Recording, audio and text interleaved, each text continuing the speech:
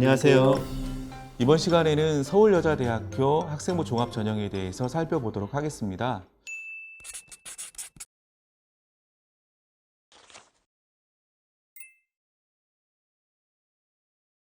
서울여자대학교는 발엄인재, 플러스인재, 그리고 융합인재, 기독교 지도자 이렇게 나누어서 학생부 종합전형을 실시하고 있습니다.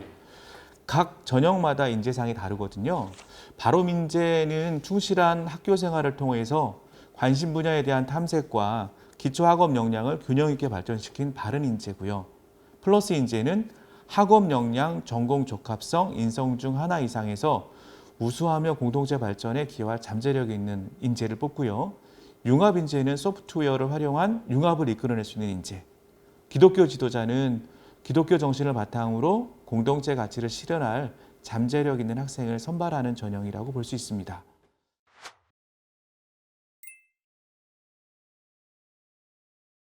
발엄인재 같은 경우에는요, 248명을 뽑습니다. 검정고시 출신자도 지원 가능하다는 거 꼭 기억하시면 좋겠습니다.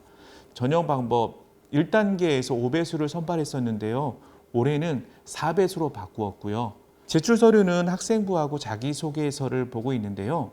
활동보고서 같은 경우에는 학교생활 기록부가 없는 학생만 작성을 하시면 됩니다. 최저학력 기준은 없습니다. 전형별로 보시면 서류평가 100점이고요. 1단계 성적 60, 면접 40에서 2단계 전형이 이루어집니다. 서류평가 보시면 제출 서류를 기반으로 해가지고요. 학업 역량, 전공 적합성, 인성 발전 가능성을 정성적으로 평가합니다.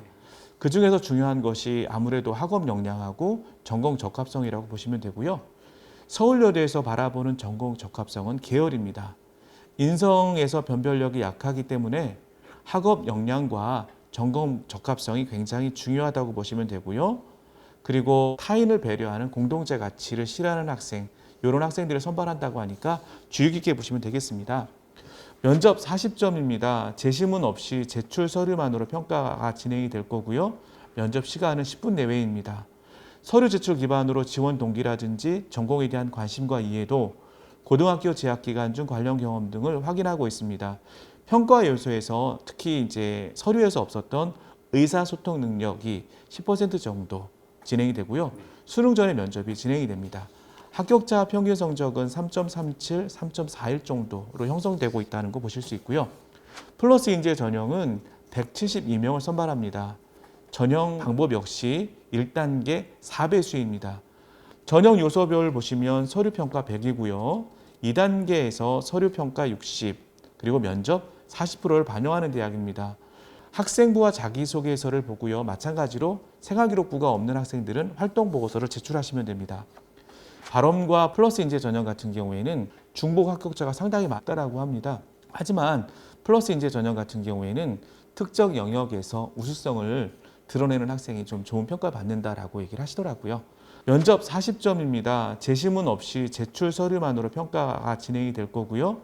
면접 시간은 10분 내외입니다. 융합인재 전형은 29명의 학생들을 뽑고요.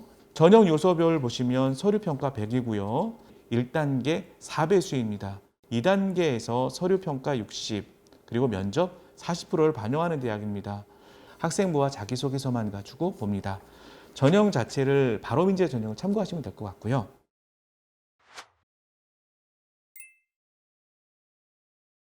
(1단계) 서류평가에서 발엄인재하고 융합인재는 동일한 기준으로 평가를 하고요. 플러스 인재는 서류 100입니다. 그러니까 어디에 중점을 두는 것은 아니고요. 1단계에서 발엄인재, 융합인재 전형은 전공 적합성과 학업 역량을 30%씩 보는 어떤 성격을 갖추고 있고, 플러스 인재는 골고루 평가한다고 보시면 됩니다.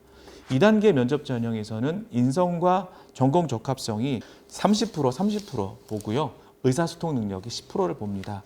전공 적합성이 좀 강한 학생들이 발엄인재나 융합인재 전형, 플러스 인재 전형으로 좀 지원하시면 좋을 것 같습니다.